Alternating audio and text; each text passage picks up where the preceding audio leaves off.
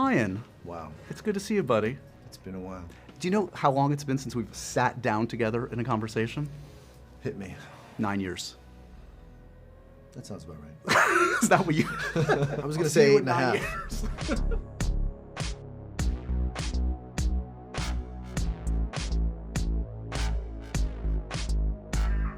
It's honestly great to see you, man. This movie's awesome. So I'm going to be unironic with you. I'm going to be legitimate for a change. Oh. I know, it's off-putting, isn't it? Oh, they didn't tell me that. That's a new Josh, I've changed. You should warn people about this. Sorry. I'm getting a different Josh. No, do you want the old sardonic old Josh? Is that what you want? Yes.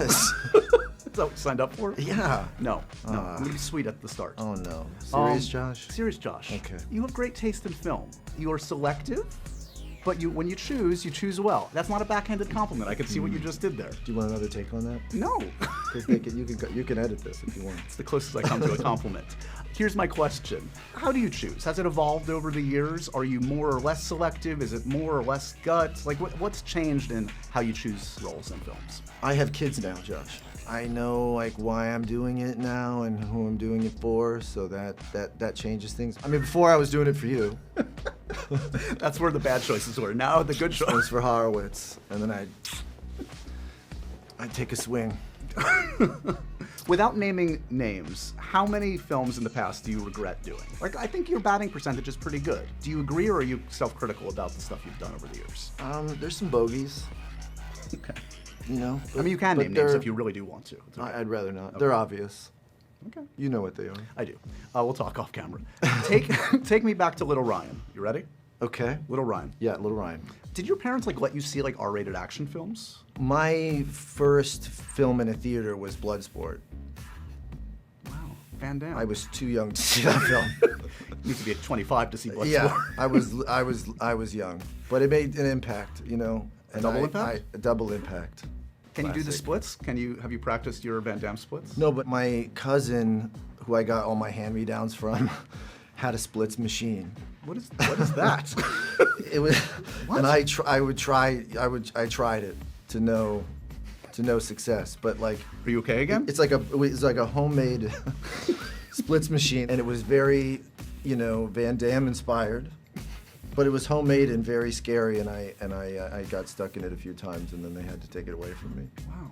So was Van Damme your guy? Like, who was? If I talked to 12-year-old Ryan, You'd be like, 12-year-old Ryan, take off the headband. stop dancing in front of stop. The muscles aren't gonna come. Just I see. chill out. Yeah. I think, look, Stallone. Stallone. He's such a good actor. He is. He's such a good. So you got action, but you got these like amazing characters at the center of it. Yeah. It was just like it was a beautiful marriage. I miss those days. Not to peg you, but like in films, you've often played reticent heroes, men of few words, and this character somewhat follows in that lineage. Most actors want more dialogue. I feel like you want less. I went to the Marie Kondo School of Acting. Some people went Adler. Yeah. Yeah. You're economical. I didn't. I was like, does this line spark joy?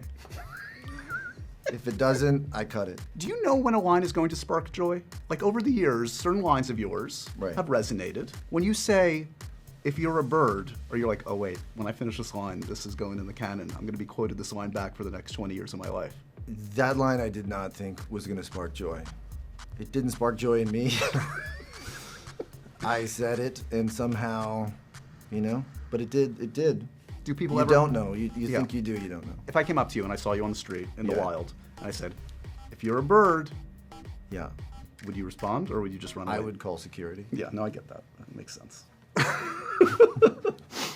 Okay, so this film is ginormous, as the Russos do. A usual action movie has 2 or 3, 4 set pieces. This Right. has, by their count, 9. 9. Is there a moment that stands out where you're in the middle of like one of these crazy sequences where you're like, what the hell have I gotten myself into? Or is it all sparking joy, to quote Marie Kondo again? There's this sequence in Prague that is, pretty epic. And it ends with me, running on top of these train cars as they're Right. falling away as I jump from car to car. And it did sort of sum up the experience of the movie. Like, this is exciting, but... It did feel like Oh. this is exactly what this movie has, Right. has felt like. It's just you know, barely making it from sequence to sequence, just barely making it out of this thing alive. And they saved it till the end of production. Suspect. It's the last thing we shot, and it did make me think, do they think this might be the last thing I ever shoot? Is that why this is tucked into the What a end? tribute, though. Yeah. Does the F word, and by F word I mean franchise, scare you a little bit? Because you really haven't gone down that road Right. over the years. I mean, when you've been in a quote-unquote franchise movie, spoiler alert, you often die at the end. I know. I didn't think that through. I was like, wait a second. Or is it that getting the best of all no. possible worlds? You get to be in Blade Runner, but you don't have to like know you're doing 6 more Blade Runner movies. Like, you're not tied down. Yeah. This one is tough because there are 9 books, as I think there are. Right. And I will be a gray man if I do all of them. It's great marketing eventually. Ryan Gosling is the gray man actual as the gray man. Yeah. But I really liked this character. You know, I always wanted to make an action film. I grew up loving them. They're probably what made me love movies, you know, in the first place. But as you know, there's a lot of good ones. Yes. And so finding, you know, the right character and, you know, what could you add to it, if anything, was, you know, not easy. Yeah. Obviously working with the Russos, you know, they've been doing this for the last decade. Yeah. They're the guys to do it with. They've worked at this scale so many times. You think you love action movies, you don't love them as much as they do. Right, right. But, you know, the character was really, I just really liked him. You know, I thought this idea of a spy who doesn't want to be a spy, who would rather be at home watching Netflix like the rest of us, Right. who has no romantic notions about being James Bond. Right. He's pulled out of jail, and his options are you can die in jail or you can die as a spy. Either one is a death sentence. Yep. So he takes the latter because it's like a way for him to live a little before he dies. Right. And so it made it interesting because every time, you know, when you meet the character, he's eating dinner and watching the fireworks. It's like he's on the job, but these are his only opportunities to live a little. Right. I don't know. I thought that's somebody that I, you know, wanted to see what happened next for them. You know, it's about what they want, these characters, and I think, you know, what he wants. A lot of action heroes want revenge, or they want power, or they want justice, and, you know, he just wants freedom. Right. So it's easy to root for, and it's something that, like, you'd like to see. I'd like to see him get. So it was something where I thought, well, you know, I would actually like to do more of these. Part of the fun of this also is obviously getting to see you and Chris Evans go head to head. Did you guys cross paths in terms of like going up for the same roles? Like when he got Captain America, were you outside and waiting to get your audition? Like, have you guys ever crossed paths in that realm? I was waiting for the Captain Canada call, It still could come. which still could come. How many superhero roles have you said no to? It doesn't matter. It does. Oh, I wasn't right for them, you know. But I'd love to do it. I just what's the one? well, the word on the What do you street. think? The word on the street. Do you know this? I don't know anything about Nova. So that's what you're gonna ask me about. You ask me about Nova? You make me feel this small sometimes. Why? Because you're smarter than me. I get it. Yeah, he's gonna talk about Nova. No, Yeah. Josh, you're not the first person that's asked me about Nova. So you don't know about I'm Nova. sorry. Okay, but Captain I'm Canada just or saying bust. I don't know anything about the character. Is it It's got a gold helmet. That's all you need, like a cool helmet. okay? Right? Are you a Nova fan? I can't claim to be a super fan. No. Okay. No. But you want me to play? I didn't say that. I want you to explore. I want you to find your joy. I do too. Since it's been a long Thank time you. since we chatted, I have some questions I've been wanting to ask you in the last few years. So let's catch up quickly here, okay? Here we go. Where's your MTV Movie Award? What happened? Literally your hand is shaking. I can see it. Well, I've had a lot of coffee, and I told you that. It's like vibrating. This is coffee related. Okay. This is not. Do you know where it is? Maybe my mom's house. Okay. You love Disneyland, as far as I know. What are some go-to tips for doing Disney, having been a Disneyland lover over the years? When it's hot, you go to the Tiki Lounge. Okay. It's a great place to cool off. They got pineapple ice cream. Sold. I think that's a good tip. Are you happy that the new Avatar film has abandoned papyrus as a font? I am happy to see that they have looked at that, although I don't think it's changed Enough. Yeah, it's pretty close. that much. Donald, It's still yeah, papyrus adjacent. adjacent. Donald Glover says that you were Papyrus. almost in season 3 of Atlanta. True? Are you a fan? Yes.